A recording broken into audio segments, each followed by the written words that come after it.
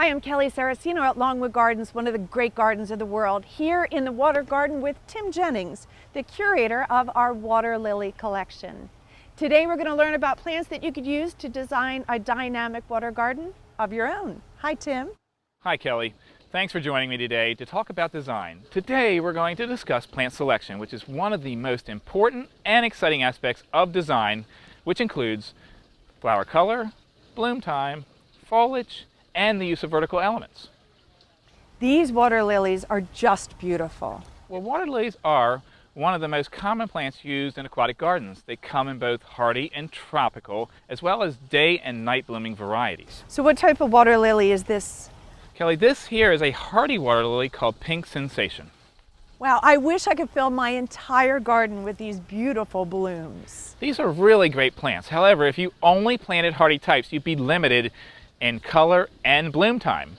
For instance, these hardy water lilies only come in pastel colors, while tropicals come in a variety of vibrant colors like blue and purple. I feel like I'm in a Monet painting right now. Funny that you mentioned that, because we know that Monet was primarily painting hardy water lilies because of the pastel colored blooms. They also were day paintings because hardy water lilies bloom during a standard work day, 9 to 5. I work during the day, so how might I be able to have water lilies blooming when I entertain in the evenings? I would include tropical night flowering water lilies. They will open at dusk and remain open into the following morning.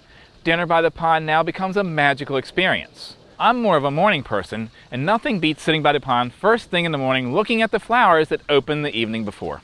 I can have blooms all day and night long?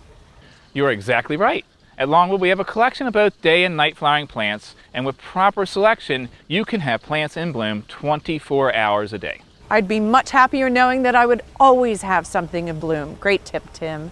Beyond flower color and bloom time, what other aspects of design should I be considering when creating a dynamic water garden? One of the most overlooked concepts of garden design is the importance of foliage. We are often drawn to the magnificent colors of the flowers and give little attention to the foliage characteristics of the plants. Can you show me what you're talking about? Yes, let's venture over to one of our tropical pools.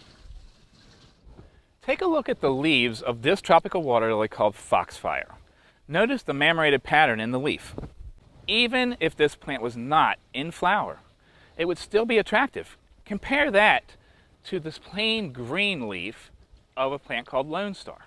Tim, that modeling is very striking. I really never gave that much thought to color. Plant selection is so critical in a water garden because you have a limited amount of space based on the size of your pond. It's important that you choose your plants carefully to ensure that you're getting the most display potential from each plant. I'm glad I asked. Is there anything else we should consider when designing a water garden? So one final design technique that will make your pond fit seamlessly into your garden is the use of vertical accents. Vertical accents? Yes, the first plants that most people think of when they design their gardens are the water lilies. But if you only planted water lilies, you will have a very flat garden. One way to make your garden more dynamic is through the selective use of vertical accents. The principle is simple.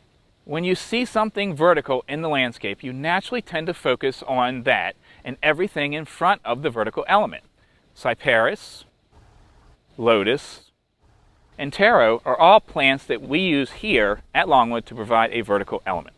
Tim, I've learned a lot about different ways my plant selection can add a dynamic element to my water garden by selecting both hardy and tropical water lilies, plants with attractive foliage, and incorporating vertical accents. Thank you.